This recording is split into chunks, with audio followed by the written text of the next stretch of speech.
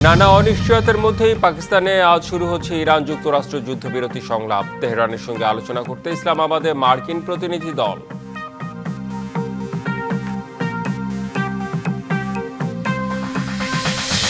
তেলের পাম্পে দূর হচ্ছে না দীর্ঘ অপেক্ষার পালা, দিনে দিনে বাড়ছে অস্থিরতা। তেল শুধু সংসদে আছে, দেশে নেই, মন্তব্য বিরোধী দলীয় নেতার।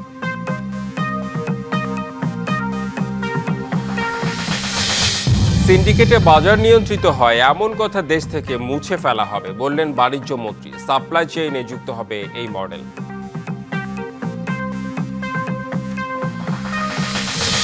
দেশে হাম নিয়ে কাটিনি আতঙ্ক, সুস্থ হওয়ার পর আবার আক্রান্ত হচ্ছে অনেক শিশু। হাসপাতালে ভিড়ে ব্যাহত সেবা, কাল থেকে শুরু টিকা কর্মসূচি।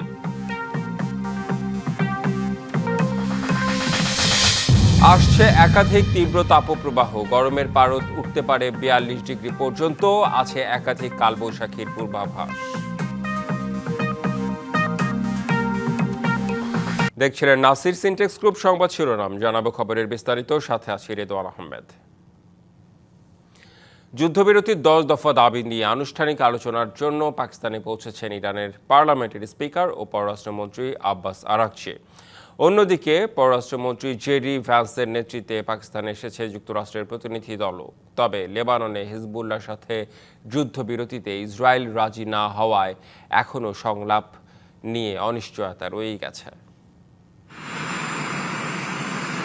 মধ্যপ্রাচ্য যুদ্ধবিরতি চুক্তি নিয়ে আজ পাকিস্তানের রাজধানী ইসলামাবাদে আলোচনায় বসতে যাচ্ছেন যুক্তরাষ্ট্র ও ইরানের প্রতিনিধিরা। এরই মধ্যে সেখানে পৌঁছেছেন দুই দেশের প্রতিনিধিরা। এই আয়োজনকে ঘিরে পাকিস্তানে তৈরি হয়েছে এক নিশ্ছিদ্র নিরাপত্তা বলয়। রাজধানী ইসলামাবাদ সহ দেশজুড়ে সতর্ক প্রহরায় নিরাপত্তা কর্মীরা।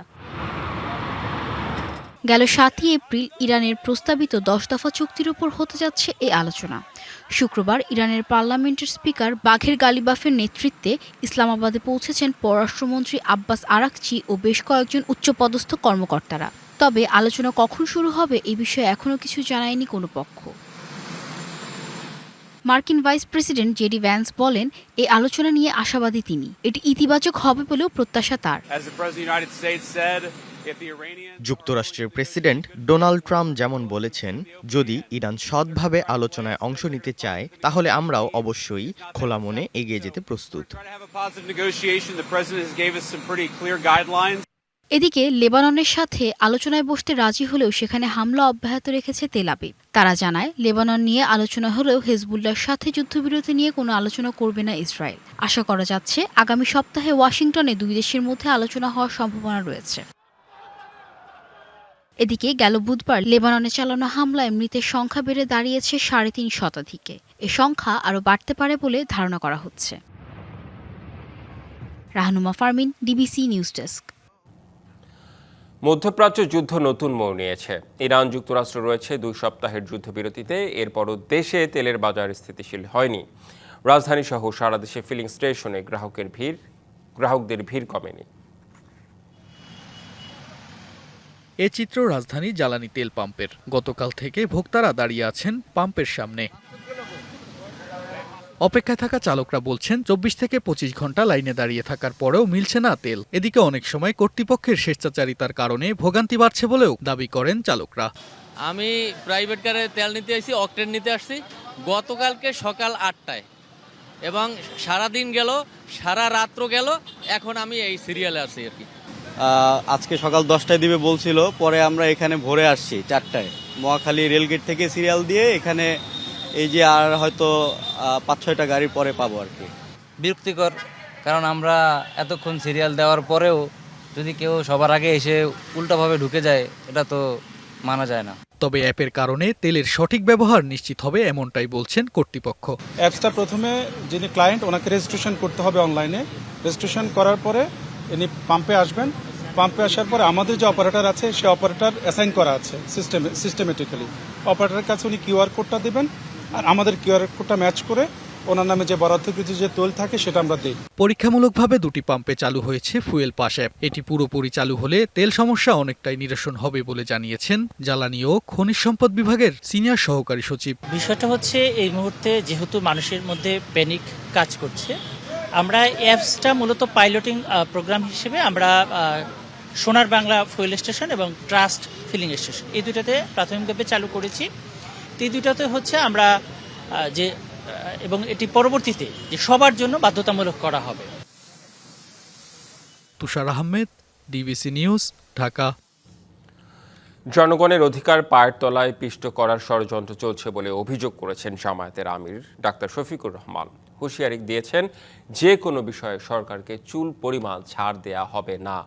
আর কৃষক জ্বালানি সিন্ডিকেটের শিকার হচ্ছেন বলেও মন্তব্য করেন তিনি। রাজধানীতে আলাদা অনুষ্ঠানে এসব কথা বলেন বিরোধী দলীয় নেতা। রাজধানীর সোহরাওয়ার্দী উদ্যানে অনুষ্ঠিত বাংলাদেশ শ্রমিক কল্যাণ ফেডারেশনের ত্রিবার্ষিকী সম্মেলন। 2026 থেকে 2028 সেশনের জন্য 78 সদস্যের নতুন কমিটির নাম ঘোষণা করা হয়। এতে সভাপতি হয়েছেন অ্যাডভোকেট আতিকুর রহমান ও সাধারণ সম্পাদক লস্কর মোহাম্মদ তসলিম। সম্মেলনে বক্তারা অভিযোগ করেন, নব্য স্বৈরাচারের দিকে এগোচ্ছে সরকার। আগামী অতি অল্প সময়ের মধ্যে বাংলাদেশের প্রত্যেকটি ট্রেডে, প্রত্যেকটি পেশায়, কলে কারখানায়, বন্দরে, রেল, বিদ্যুৎ, গুরুত্বপূর্ণ সেক্টর, পাট, সুতাকল, দিনমজুর, খেটে খাওয়া, পরিবহন, যেখানেই শ্রমিক সেখানেই শ্রমিক কল্যাণের টেলিগ্রাম আন্দোলন শুরু হবে। অতীতের আন্দোলনের মতো আবারও একত্র হওয়ার কথা জানিয়ে প্রধান অতিথি ডাক্তার শফিকুর রহমান বলেন, দাবি আদায়ে সরকারকে ছাড় দেওয়া হবে না। জনগণের অধিকার আবার পায়ের তলায় পিষ্ট করার পায়ের তারা শুরু হয়েছে। এই আন্দোলনে জনগণের অধিকারের ব্যাপারে আমরা সরকার কিংবা যে কোনো কর্তৃপক্ষকে ইনশাআল্লাহ চুল পরিমাণ ছাড় দেব না। সেই আন্দোলনে অতীতের মতো গৌরবময় ভূমিকা পালন করার জন্য এগিয়ে আসার আহ্বান আপনাদের মাধ্যমে আমি গোটা শ্রমিক সমাজের কাছে রাখলাম। এর আগে রাজধানীর কৃষিবিদ ইনস্টিটিউশনে কৃষিতে বিশ্ব জ্বালানি সংকটের প্রভাব উত্তরণের উপায় শীর্ষক সেমিনারে যোগ দিয়ে বিরোধী দলীয় নেতা জ্বালানি তেলের সংকট কাটিয়ে উঠতে সরকারের প্রতি আহ্বান জানান। এনার্জিতে এখন হাহাকার। তেল আছে শুধু সংসদে, বাংলাদেশে নাই। সংসদে যখন ইনকামবেন্ট মিনিস্টার কোনো বিবৃতি দেন, তখন মনে হয় যে তেলের উপর বাংলাদেশ ভাসছে। শুধু কিছু অসৎ চুপচুপটা মানুষের কারণে এই সবগুলার পিছনে খুঁটির জোর আছে বলে এইগুলা হচ্ছে। জামায়াতের আমির বলেন, ক্ষমতার লোভে অন্ধ না হয়ে অতীতের সরকারের কাছ থেকে শিক্ষা নেওয়া উচিত। এখানে রাজনীতি দেখার কোনো সুযোগ নেই। আমরা এই ব্যাড কালচারের কবর রচনা করা। Hasan Al Mamun, DBC news, Dhaka. কৃষকের উৎপাদিত পণ্য সরাসরি বিক্রির লক্ষ্যে প্রথমবারের মতো সিলেটে বসল কৃষকের হাট। কৃষক তার উৎপাদিত পণ্যের সরাসরি বিক্রি করবেন টোল মুক্ত এই হাটে। পণ্যের সর্বোচ্চ বিক্রয় মূল্য ও নির্বিঘ্ন বিপণন নিশ্চিত করতে এই হাট ঘুরে দেখে বাণিজ্যমন্ত্রী বলেছেন, সিন্ডিকেটের মাধ্যমে বাজার নিয়ন্ত্রিত হয় এমন কথা বাংলাদেশ থেকে মুছে দেওয়া হবে। নগরীর টিলাগড়ে বসেছে নতুন একটি হাট, যেখানে নানা ধরনের সবজি ও কৃষি পণ্য নিয়ে এসেছেন কৃষক নিজেই। প্রান্তিক এলাকা থেকে একেবারে সরাসরি টোলমুক্ত বাজারে বিক্রয় হচ্ছে এসব পণ্য। ক্রেতারাও কিনে নিচ্ছেন তুলনামূলক কম দামে। কৃষি সম্প্রসারণ অধিদপ্তরের এমন ব্যতিক্রমী উদ্যোগে পাইকার, দালাল কিংবা ফরিয়াদের উৎপাত থেকে রেহাই পেয়ে খুশি কৃষকরা। মার্কেটের দামে দামে প্রায় 10-15 টাকা ব্যবধান আছে। নগরবাসী যে নিরাপদ সবজি এবং তাজা সবজি খাওয়ানোর জন্য যে সরকারিভাবে উদ্যোগ নেওয়া হয়েছে, সেই উদ্যোগে আমরা স্বাগত এবং ধন্যবাদ জানাই। প্রত্যেক জায়গায় যদি এরকম নেওয়া হয় উদ্যোগটা আরো খুবই ভালো হবে, সাধারণ জনগণের জন্য খুবই ভালো হবে। পাইকারের দাম দেয় না, পর্যাপ্ত আমরা দাম পাই না, কৃষকের লস হয়ে যায় আর কি। আর বর্তমানে যদি আমরা এই জায়গা বেচতে পারি, মালটা বেচতে পারি, তাহলে আমরা উপকৃত হব। খুচরা না বেচতে পারছি, আমরা অনেক লাভবান হতে পারবো কেন বেচা কেনা করতে পারলে। স্বল্প মূল্যে তাজা পণ্য সরবরাহের পাশাপাশি বাজার ব্যবস্থাপনা নিয়ন্ত্রণে গুরুত্বপূর্ণ ভূমিকা পালন করবে কৃষকের হাট, এমনটাই মনে করেন প্রশাসনিক কর্মকর্তারা। বিকল্প একটা মার্কেট মেকানিজম, যাতে মার্কেটে কোনো ধরনের সিন্ডিকেট না হয় এবং কৃষকরা তাদের উপযুক্ত মূল্য পান এবং ভোক্তারাও কম দামে কিনতে পারেন। কৃষকরা যাতে ন্যায্য মূল্য পান, সেই জন্যই মূলত এই ব্যবস্থা। এবং একই সাথে যারা আমাদের ক্রেতা আছে, কনজিউমার, তারা যেন কম মূল্যে এবং ফ্রেশ ভালো পণ্য পান, সেই জন্যই কিন্তু এই ব্যবস্থা, যাতে কোনো মধ্যস্বত্বভোগী না থাকে। হাট পরিদর্শন করে মন্ত্রী জানান, বাজারের সব অব্যবস্থাপনা দূর করা হবে। অনেক সময় যারা মধ্যস্বত্বভোগী তারা পরিস্থিতিটাকে ম্যানিপুলেট করে, তো বাজারের এই অব্যবস্থাপনাটা দূর করার উদ্দেশ্যে আমরা সিলেটে একটা পাইলট প্রকল্প হিসাবে এই কৃষকের হাটের উদ্যোগটা নিয়েছি, যাতে কৃষক সরাসরি এসে ভোক্তার কাছে তার পণ্যটি বিক্রি করতে পারেন। কৃষি মন্ত্রণালয়ের সাথে সমন্বয় করে সারা দেশে এই প্রকল্পটাকে অনুসরণ করব। নগরের টিলাগড় পয়েন্টে এমসি কলেজ সংলগ্ন কৃষকের হাট চালু থাকবে প্রতিদিন। সিলেটের পরগনা বাজার এলাকা থেকে কৃষকরা এই মিষ্টি কুমড়োগুলো এনেছেন এবং তারা বলছেন যে প্রতিটি মিষ্টি কুমড়া তারা যখন একেবারে মাঠ থেকে পাইকারি মূল্যে বিক্রি করতেন তখন তারা 30 টাকা দরে বিক্রি করতেন কিংবা 25 টাকা দরে, তো একই মিষ্টি কুমড়া তারা এখন বিক্রি করতে পারছেন 40 থেকে 45 টাকা দরে।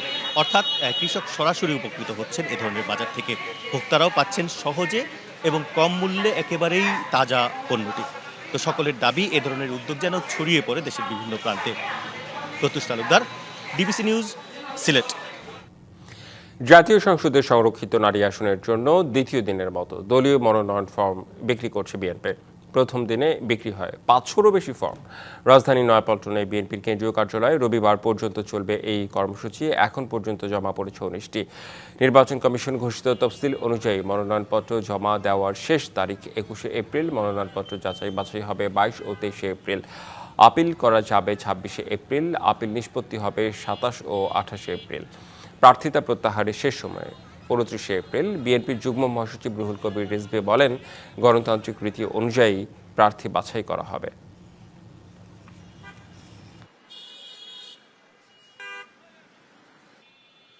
সংরক্ষিত মহিলা আসনে যারা ইচ্ছুক তারা গতকাল থেকে ব্যাপকভাবে ফর্ম কেনা শুরু করেছেন। আগামীকাল ফর্ম কেনা এবং জমা দেওয়ার একেবারে শেষ তারিখ। সমাজে যাদের অত্যন্ত সুনাম আছে তাদেরকেই নিশ্চয়ই দল বাছাই করবে বলে আমার দৃঢ় বিশ্বাস। রাজধানীর নয়াপল্টনে বিএনপির কেন্দ্রীয় কার্যালয়ে চলছে সংরক্ষিত নারী আসনের দ্বিতীয় দিনের ফর্ম বিক্রি কার্যক্রম। এ নিয়ে আরও জানাতে আমাদের সাথে যুক্ত হচ্ছেন সহকর্মী জাকারিয়া খান। জাকারিয়া খান, আজকে সারাদিনে অনেক নারীর সাথেই আপনার কথা হচ্ছে, মানে নারী নেত্রীর সাথে, তারা কি বলছেন? হ্যাঁ রেদওয়ান, আপনি জানেন যে 3 দিনের যেই মনোনয়ন ফর্ম বিতরণ এবং জমাদান কর্মসূচি তার আজকে দ্বিতীয় দিন এবং আজকের দিনেও কিন্তু সারা দেশ থেকে নেতাকর্মীরা আসছেন, ফর্ম কিনছেন, অনেকে ফর্ম জমা দিচ্ছেন। আমরা এতক্ষণ পর্যন্ত যতটুকু জানতে পেরেছি গতকাল থেকে এই পর্যন্ত প্রায় 1000-এর মতন ফর্ম বিতরণ করা হয়েছে কেন্দ্রীয় কার্যালয় থেকে এবং মনোনয়ন জমা দিয়েছেন প্রায় 500 প্রার্থী এবং তাদের মধ্যে থেকে কিন্তু অনেকেই আছেন যারা কিনা অনেক আগে থেকেই বিএনপির রাজনীতির সাথে যুক্ত এবং অনেকেই আছেন যারা বিএনপি মতাদর্শে বিশ্বাসী এবং হাইকমান্ড থেকেও সেগুলো বলা হচ্ছে যে এই যারা কিনা এই আমি সরাসরি একটু কথা বলানোর চেষ্টা করব একজন প্রার্থীর সাথে। আপনি কি মনোনয়ন ফর্ম জমা দিয়েছেন? আপনি একটু জানাবেন যে আপনাকে যদি মনোনীত করে আপনার কি কর্ম পরিকল্পনা রয়েছে? বিসমিল্লাহির রহমানির রহিম। আমি প্রফেসর নাইলা ইসলাম, ডেমরা বিশ্ববিদ্যালয় কলেজের রাষ্ট্রবিজ্ঞানের অধ্যাপক। আমি ব্রাহ্মণবাড়িয়া থেকে নমিনেশন ফর্ম নিয়েছি। আমি 2018 সনেও চেয়েছিলাম। 2018 সনের নির্বাচনে আমি জেল খেটেছি। আমি ডেমরা থানা মহিলা দলের সভানেত্রী ছিলাম। আমি কেন্দ্রীয় মহিলা দলের সম্মানিত সদস্য। বর্তমানে আমি ব্রাহ্মণবাড়িয়ার নবীনগরের। একটু আপনার কর্ম পরিকল্পনা বলবেন, আপনি মনোনীত হলে কি করবেন? আমি যদি ইনশাল্লাহ মনোনীত হই, আমাদের সমাজের 51% মহিলাদের বাংলাদেশে সকল কর্মকাণ্ড থেকে দূরে রাখা হয়, পশ্চাৎপদ রাখা হয়, উন্নয়নে সামিল করা হয় না, সর্বক্ষেত্রে তাদেরকে বঞ্চিত করা হয়। এই বঞ্চিত মহিলাদেরকে যেভাবে সকল কাজে সম্পৃক্ত করা যায়, শিক্ষকতা বলেন, ব্যাংক বলেন, অন্যান্য যে কোনো সরকারি বেসরকারি কর্মকাণ্ডে এনজিওতে সম্পৃক্ত করা যায়, সেজন্য তাদের বেকারত্ব দূর করার জন্য, তাদের জীবনের মান উন্নয়নের জন্য আমি ইনশাল্লাহ কাজ করব। আপনাকে কিছু ছোট করে বলতেন আপনার কর্ম পরিকল্পনা কি থাকবে যদি নির্বাচিত হন?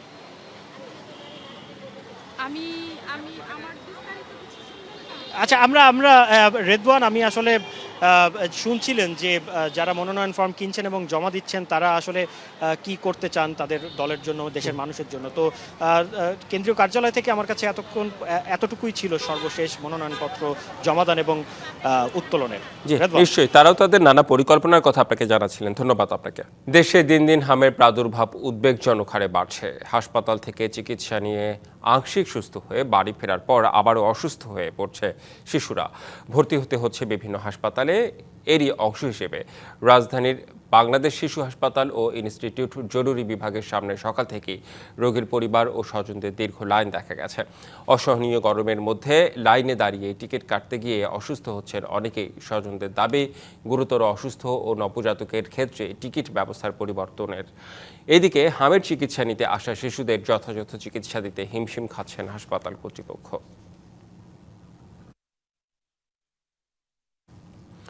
গত 4 বছর টিকাদান কর্মসূচিতে কিছুটা ছেদ পড়ায় বর্তমানে হামের এমন পরিস্থিতি সৃষ্টি হয়েছে যা মোকাবেলায় সরকার কাজ করছে বলেই জানিয়েছেন স্বাস্থ্য সচিব মোহাম্মদ কামরুজ্জামান চৌধুরী। বিশ্ব পার্কিনসন দিবস উপলক্ষে national institute of neuroscience and হসপিটালে আয়োজিত সেমিনারে একথা বলেন তিনি। আগামীকাল থেকে ঢাকা, উত্তর দক্ষিণ চট্টগ্রাম, ময়মনসিংহ ও বরিশাল সিটি কর্পোরেশনের টিকা কার্যক্রম শুরু হবে। এছাড়াও দেশে টিকার কোনো ঘাটতি নেই বলেও নিশ্চিত করেন সচিব। গবেষক এবং পরামর্শক টিমের পরামর্শ অনুযায়ী 6 মাস থেকে 5 বছর বয়সী বাচ্চাদের সবাইকে হামের টিকার আওতায় নিয়ে আসা হবে।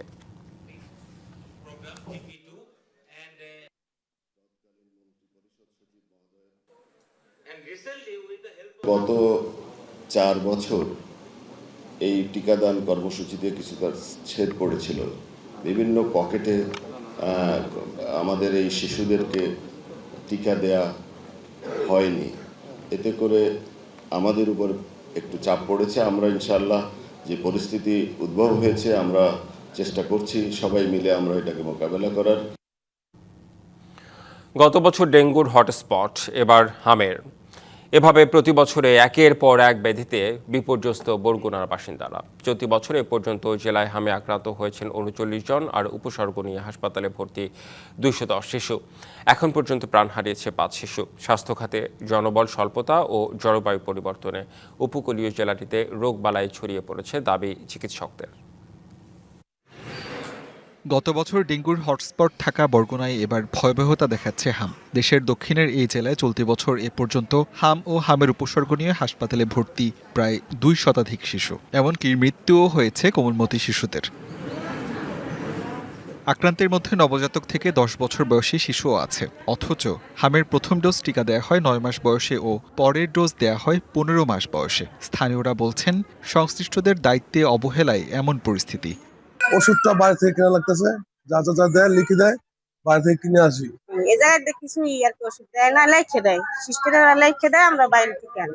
রোগী যেভাবে আসে এখানে ওষুধ তার সাপ্লাই দিতে পারতেছে না। এটা যদি সরকারে দিতে ওটা আমাকে হয়রানি হওয়া লাগে না। আমরা সচেতন হলে হয়তো এই হামের এই প্রাদুর্ভাবটা এত বাড়তো না। পরিবেশটাকে যদি আমরা পরিচ্ছন্ন রাখি তাহলে আমাদের এই ডেঙ্গু বলি, হাম বলি, সকল ধরনের রোগ থেকে আমরা কিছুটা হলেও রক্ষা পেতে পারি। চাপ সামলাতে হিমশিম অবস্থা চিকিৎসক ও নার্সদের। জলবায়ু পরিবর্তনের প্রভাবে একের পর এক রোগবালাই হানা দিচ্ছে উপকূলীয় জেলাটিতে, দাবি চিকিৎসকদের। চিকিৎসক বলেন আর এখানে তত্ত্বাবধায়ক হিসেবে আমি যেটা বললাম, আমার কেন্দ্রের মনে হচ্ছে পরিবেশগত একটা কারণ আছে, কারণ এখানে হিউমিডিটি বেশি। আমরা কিভাবে প্রিভেন্ট থাকবো, টিকা কার্যক্রম হোক আর তো পরিচ্ছন্নতা হোক, এই দুইটাই কিন্তু আসলে এই দুইটা ফ্যাক্টর কাজ করে মেইনলি এই দুইটা রোগের জন্য। আসলে অনেকগুলো কারণেই কিন্তু এই বরগুনা জেলা বারেই কিন্তু ডেঙ্গি এবং এই হামের মতো এই প্রাদুর্ভাবগুলোতে আক্রান্ত হচ্ছে। যারা টিকা নিচ্ছে তারা আক্রান্ত হচ্ছে, যারা নিচ্ছে না তারাও আক্রান্ত হচ্ছে। আশা করছি সামনের দিকে আমাদের আরো বেশি চিকিৎসক পদায়ন হবে। স্থানীয়দের অভিযোগ, একের পর এক রোগের হটস্পট ঘোষণা করা হলেও বরগুনায় স্বাস্থ্য খাতে চিকিৎসার মান, ডাক্তার ও জনবল বৃদ্ধিতে নেই কোনো কার্যকর পদক্ষেপ। DVC news desk. মশার যন্ত্রণায় অতিষ্ঠ নগরবাসী। মশার কামড় থেকে দিনে রাতে রেহাই পাচ্ছে না কেউই। ঢাকা শহরের নিম্নাঞ্চলে ঘন্টায় একজন মানুষকে কামড়াতে আসে 700 মশা। এমন কথাই বলছেন কীটতত্ত্ববিদরা। কিউলেক্স মশার পাশাপাশি বাড়ছে ডেঙ্গুবাহী এডিস মশাও। ঝুঁকি কমাতে সমন্বিত পদ্ধতিতে মশক নিধনের তাগিদ দিচ্ছেন জনস্বাস্থ্য বিশেষজ্ঞরা। চৈত্রর তীব্র গরমে ঘরে টিকতে না পেরে পার্কে ঘোরাঘুরি করেন নগরীর অনেক মানুষ। তবে সেখানেও দুদণ্ড জিরানোর জো নেই। বিকাল গড়িয়ে সন্ধ্যা হলেই শুরু হয় মশার অত্যাচার। দিন কি রাত ঘরে বাইরে মশার যন্ত্রণায় অতিষ্ঠ রাজধানীর বাসিন্দারা। গরমের তীব্র এখানে রেস্ট করতে বসে, তখন সন্ধ্যা হলে আর কি মশা আসে, অনেক প্রচুর কামড়ায়। এই মশা থেকে তো অনেক রোগবালাই হয়। এত মশা যে প্রতিদিন আমরা এখানে আসি, সন্ধ্যার পর সবাই উঠে দৌড় দেয়। শহরের আনাচে কানাচে ডোবানালার পাশাপাশি বাসাবাড়ির আশপাশ ও রাস্তার খানাখন্দে জমে থাকা পানিতেও বসতি গেড়েছে মশা। কিউলেক্স মশার কামড় তো আছেই, কমতি নেই ডেঙ্গুবাহী এডিস মশারও। বিভিন্ন ময়লা আবর্জনা এগুলো দেখা গেছে কোনো একটা ভালো একটা ড্রেন বা কোনো একটা নাই, এগুলো সব বাড়ির আশেপাশে থাকে, তো প্রচুর মশা হয়। আজানটা দেওয়ার সময় হাইয়া আলাস সালাহ যখন বলে মুখটা হা করলাম, তখন অনেক সময় মুখের ভিতরে মশাটা পর্যন্ত চলে যায়। মশার এই যন্ত্রণায় বেশি ভুগছে ঢাকার নিম্নাঞ্চলের বাসিন্দারা। এসব এলাকার পরিস্থিতি এতটাই নাজুক যে কীটতত্ত্ববিদরা বলছেন প্রতি ঘন্টায় একজনকে কামড়াতে আসে 700 মশা। ঢাকার নিম্নাঞ্চলগুলো, বিশেষ করে ঢাকার পেরিফেরিতে মশার ঘনত্ব অনেক বেশি। আমরা যদি per man per hour density calculate করি, তাহলে দেখা যায় যে একটা মানুষকে প্রতি ঘন্টায় প্রায় 700 মশা কামড়াতে আসে। আবার অন্যদিকে আমরা যদি লার্ভাল ডেনসিটি দেখি, লার্ভাল ডেনসিটি পার ডিপ লার্ভাল ডেনসিটি প্রায় 1000-এর উপরে আছে। সম্প্রতি বৃষ্টি হওয়ার পর থেকে এডিস মশা বাড়ছে বলেও জানান তিনি। বৃষ্টি হওয়ার পর থেকে এডিস মশা বাড়তে শুরু করেছে। ফেব্রুয়ারিতে এডিস মশার ঘনত্ব যেটি ছিল ব্রুটো ইন্ডেক্স গড়ে ছিল প্রায় 7-8, কিন্তু এখন ব্রুটো ইন্ডেক্স হয়ে গেছে 14-15, সেটা আমরা গড়ে দেখতে পাচ্ছি। এডিস মশার সঙ্গে সঙ্গে যেমন আবার অ্যানোফিলিস মশাও আমরা ঢাকাতে পাচ্ছি। গোদ্রোগ, চিকুনগুনিয়া সহ ডেঙ্গুতে মৃত্যু ঝুঁকি কমাতে সমন্বিত পদ্ধতিতে মশা নিধনে জোর দিচ্ছেন জনস্বাস্থ্য বিশেষজ্ঞরা। মশা নিয়ন্ত্রণের জন্য একদিকে যেমন পরিবেশগত নিয়ন্ত্রণ, অন্যদিকে কেমিক্যাল বা রাসায়নিক দ্রব্যদের নিয়ন্ত্রণ, জিনগত নিয়ন্ত্রণ এবং একই সাথে বায়োলজিক্যাল বা জৈব নিয়ন্ত্রণ, এই সবগুলো পদ্ধতিতে একত্রে ব্যবহার করে যদি মশাকে নিয়ন্ত্রণ করা যায়, সেটা আমাদের জন্য সর্বোত্তম। বর্ষা মৌসুম শুরুর আগেই মশক নিধন কার্যক্রম জোরদারের তাগিদও দিচ্ছেন সংশ্লিষ্টরা। নাজমুল হুদা, ডিবিসি নিউজ, ঢাকা। চলতি মাসে আসছে একাধিক তীব্র তাপপ্রবাহ। গরমের পারদ উঠতে পারে 42 ডিগ্রি পর্যন্ত, এমন তথ্য জানিয়ে এপ্রিলে 4টি তাপপ্রবাহের তথ্য দিয়েছে আবহাওয়া অফিস। একই সাথে একাধিক কালবৈশাখী ঝড়ের পূর্বাভাসও আছে এ মাসে। এপ্রিল মাসকে বলা হয় বাংলাদেশের উষ্ণতম মাস। প্রতি বছরই এই সময়ে গরমে হাঁসফাঁস অবস্থা পুরো দেশের। তবে এবছর এপ্রিলের শুরুতে দেশের বিভিন্ন স্থানে কালবৈশাখী ও বৃষ্টির কারণে এখনও গরমের পারদ ওঠেনি তেমন। তবে এই অবস্থা থাকছে না বেশি দিন, কারণ চলতি মাসেই কমপক্ষে 4টি তাপপ্রবাহ আসছে, যার মধ্যে আছে তীব্র তাপপ্রবাহ। 2 থেকে 4টা তাপপ্রবাহ বয়ে যেতে পারে, মৃদু অথবা মাঝারি। এর মধ্যে 1 থেকে 2টা হয়তো বা তীব্র আকার ধারণ করতে পারে। তীব্র মানে তাপমাত্রা সর্বোচ্চ 42-এর কাছাকাছি পৌঁছতে পারে। 42 তার বেশি ওঠার সম্ভাবনা কম। 42 থেকে 1 থেকে 2টা হতে পারে তীব্র তাপপ্রবাহ। আর এটা স্থান যদি বলি, বিশেষ করে খুলনা এবং রাজশাহী ডিভিশনের সম্ভাবনাটা খুব বেশি। তবে চলতি মাসে আরও একাধিক কালবৈশাখী ঝড়ের বার্তাও দিয়েছে আবহাওয়া অফিস। দেশে বিচ্ছিন্নভাবে শিলাসহ 5 থেকে 7 দিন কালবৈশাখী ঝড় হতে পারে। তো 5 থেকে 7টা হলো হালকা অথবা মাঝারি, তার মধ্য থেকে 1 থেকে 3টা তীব্র কালবৈশাখী ঝড় হতে পারে।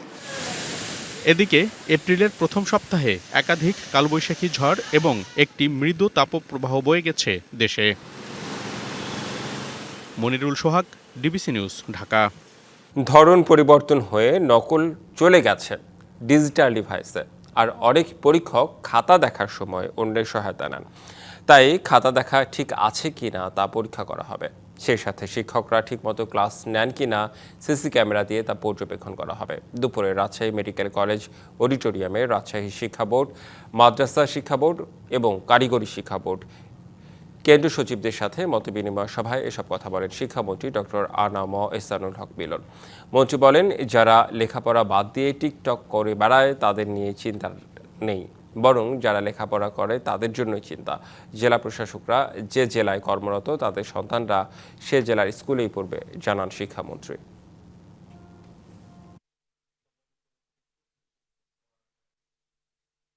ছাত্ররা কমপ্লেইন করলো যে শিক্ষকরা ঠিকমতো ক্লাসে আসে না, ঠিকমতো পড়ায় না।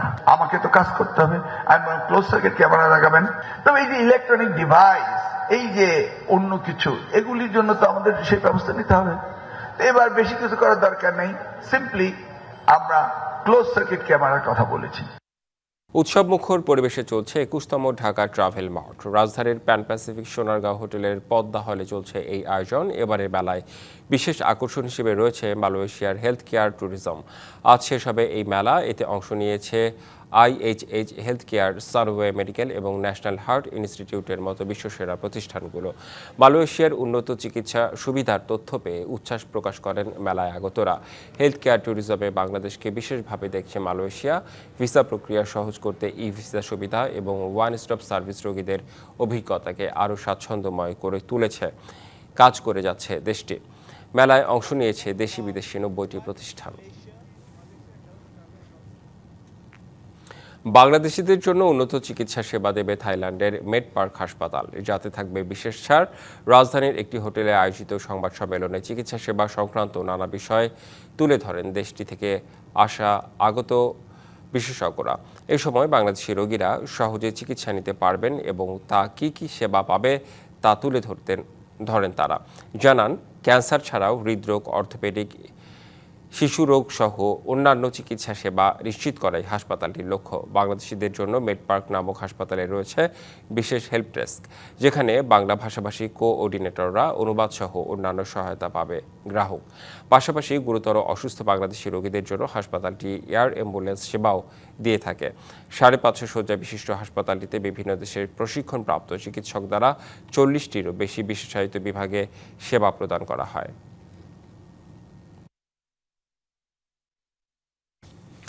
ঢাকার হাজারীবাগে আর রহমান কমিউনিটি সেন্টারে জমকালো আয়োজনে শুরু হলো স্বপ্ননিবাস রিয়েল এস্টেটের 2 দিনের একক আবাসন মেলা।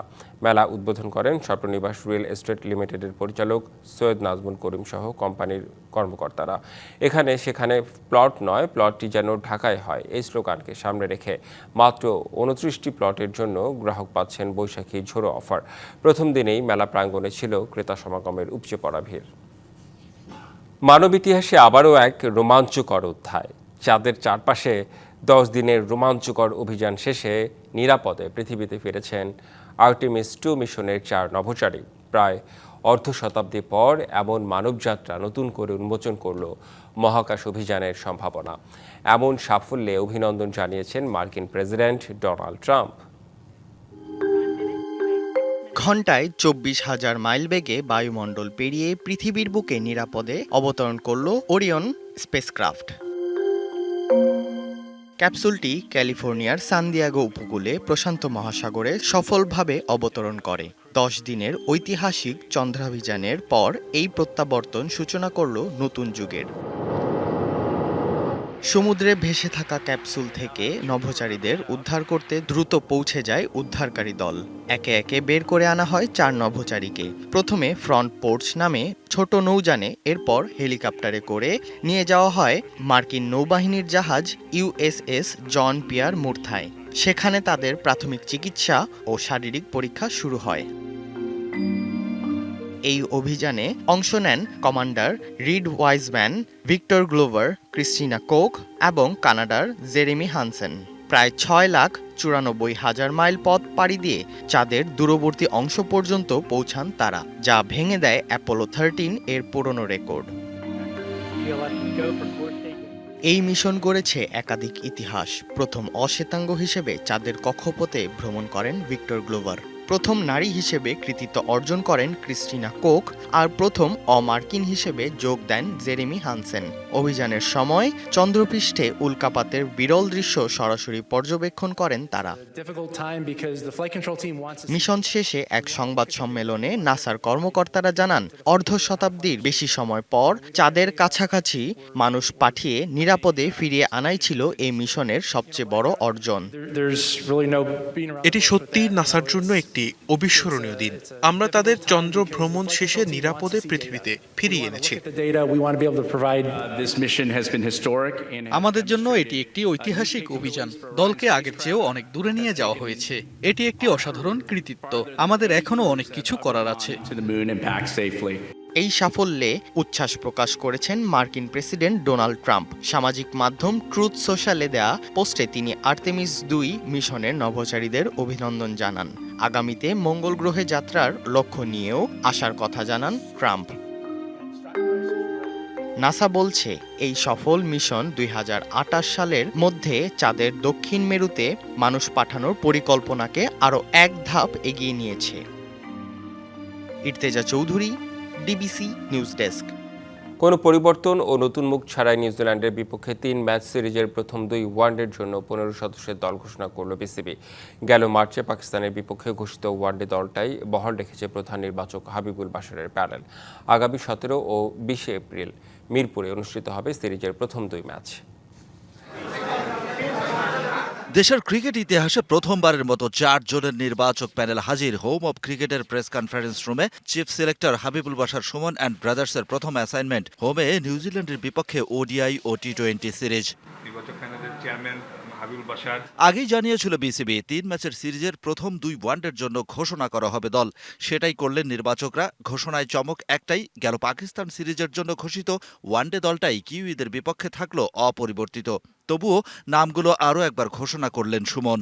তানজিদ হাসান, নাজমুল হোসেন শান্ত, তৌহিদ হৃদয়, লিটন কুমার দাস, আফিফ হোসেন ধ্রুব, মাহিদুল ইসলাম ভুইয়া, মোহাম্মদ রিশাদ হোসেন, মোহাম্মদ তানভীর ইসলাম, মোহাম্মদ মুস্তাফিজুর রহমান, তাসকিন আহমেদ, মোহাম্মদ শরীফুল ইসলাম এবং নাহিদ রানা। দল ঘোষণায় অপরিবর্তিত স্কোয়াড চমকের ব্যাখ্যায় প্রধান নির্বাচক হাবিবুল বাশার সুমন বললেন, আগের স্কোয়াডের সবাইকে সমান সুযোগের জন্য পর্যাপ্ত সময় দেয়াই লক্ষ্য। এখানে কিছু খেলোয়াড় হয়তো সুযোগ পাননি একাদশে, এবং কিছু প্লেয়ার নতুন এসছে গত সিরিজে। সো আমাদের কাছে মনে হচ্ছে যেটা আমরা পলিসি সেট করেছি, যদি যখন কেউ আসবে সে যেন অ্যাটলিস্ট আমরা তাকে পর্যাপ্ত সুযোগ দিতে পারি। গেল বছর সাবেক নির্বাচক গাজী আশরাফ হোসেন লিপুর সাথে স্কোয়াড নিয়ে টি20 অধিনায়ক লিটন দাসের সাথে মনোমালিন্য চলে এসেছিল প্রকাশ্যে। তবে সেসব কিছুর পুনরাবৃত্তি চান না সুমন। আলোচনা আমরা সবার সাথে করেছি। দেখুন, ক্যাপ্টেন্সি কি হবে না এটা পুরোপুরি বোর্ড ডিসাইড করে, আপনারা জানেন এটা। সো যেহেতু মিরাজ আমাদের captain till next world cup, আমাদের ক্যাপ্টেন কিন্তু তিনি, তার সাথে তো ডেফিনেটলি আমরা আলাপ করেছি। আগামী 17 ও 20 এপ্রিল মিরপুরে গড়াবে সিরিজের প্রথম 2 ওয়ানডে। 23 এপ্রিল চট্টগ্রামে অনুষ্ঠিত হবে শেষ ওয়ানডে।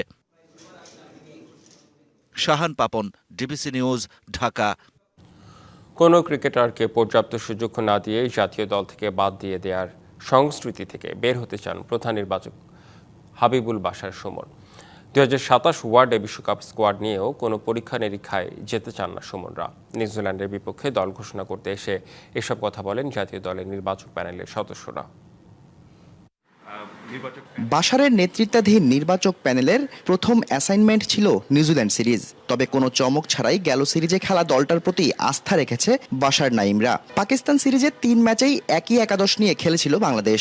সৌম্য অঙ্কনরা নিজেদের প্রমাণের সুযোগই পাননি। নতুন নির্বাচক প্যানেলও কাউকে পরখ না করে বাদ দেওয়ার পক্ষে নন, পর্যাপ্ত সুযোগ দিতে চান ক্রিকেটারদের। পলিসি সেট করেছি, যদি যখন কেউ আসবে সে যেন অ্যাটলিস্ট আমরা তাকে পর্যাপ্ত সুযোগ দিতে পারি। এবং দেখুন, গত সিরিজে কিছু প্লেয়ার খেলেননি, তা আমরা আলাপ করেছি যারা খেলার সুযোগ পাননি। তো কাউকে সুযোগ না দিয়ে আমরা দল থেকে বাদ দেওয়ার পক্ষপাতিত্ব নেই। নির্বাচক হিসাবে পূর্বে বাশারের অভিজ্ঞতা থাকলেও নাইম ইসলামরা একেবারেই নতুন। কাউকে সুযোগ না দিয়ে বাদ দেওয়ার নজির নিজেদের খেলোয়াড়ি জীবনে বহুবার দেখেছেন তারা। এই কালচারই পরিবর্তন করতে চান নাইম নাদিফরা। আমরা যখন টিম হলে আমরা দেখতাম যে অনেকে বাদ পড়তো। আমাদের একটা এক্সপ্লেনেশন থাকে, নিজেদের একটা চিন্তা ভাবনা থাকে। তো আমার এই জিনিসটা এখন আমার মনে হয় যে আমাদের যে প্যানেল আছে, আমাদের প্যানেলে আমরা যে জিনিসগুলো আমাদের মনে হয়েছিল যে আগে আমাদের এই জিনিসগুলো চেঞ্জেস হওয়া উচিত বা প্লেয়ারদের জানা উচিত, সেই জিনিসগুলো আমরা এখন চেঞ্জ করতে পেরেছি। 2027 ওয়ানডে বিশ্বকাপ নিয়েও এখন থেকেই ভাবা শুরু করেছে নতুন এই প্যানেল। বিশ্বকাপে কোনো পরীক্ষা নিরীক্ষাও হচ্ছে না, সেটাও সাফ জানিয়ে দিয়েছেন প্রধান নির্বাচক। আমরা একদম প্রায়র টু ওয়ার্ল্ড কাপ আসলে নতুন কাউকে দেখতে চাই না। আনটিল আনলেস যে কেউ ইনজুরি হলে তাকে ওই জায়গায় দেখতে, সেটা ডিফারেন্ট কেস। বাট আমরা আসলে ওয়ার্ল্ড কাপের আগে কোনো পরীক্ষা নিরীক্ষার মধ্যে যাবো না। এটা আমাদের সিলেকশন কমিটির একটা আমাদের মধ্যে যেইটা আলাপটা হয়েছে। আগামী 6 মাসের মধ্যেই বিশ্বকাপের দল চূড়ান্ত করতে চায় নির্বাচকরা। আমরা নেক্সট 6 মান্থ কিংবা এর মধ্যে আমরা দেখে নিব। Shahriar Hossain, DBC news, Dhaka. সংবাদ এই ছিল এখনকার মতো। ডিবিসি নিউজের সংবাদগুলো পড়তে ভিজিট করুন dbcnews.tv আর ভিজিট করুন ডিবিসি নিউজের ফেসবুক পেজ এবং ইউটিউব চ্যানেল। সঙ্গেই থাকুন।